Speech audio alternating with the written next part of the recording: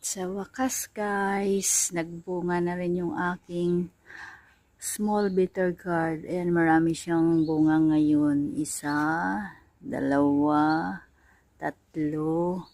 Ayan, meron pang mga maliliit guys sa kabila. Ayan din. Ayun. Marami na siyang bunga guys. Andun pa sa kabila. O, ayan, marami pa siyang maliliit sa wakas. Ayan. Nakakatuwa lang guys. Kahit nasa ano lang siya.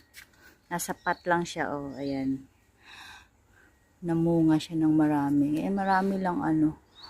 Kinakain na. May ano. May ants. Yan oh. Sinipsip yung nectar ng ano. Ay, papaspray ko na lang siya ng ano sa gardener namin pag pumunta sila sa next week. So, ayun lang guys.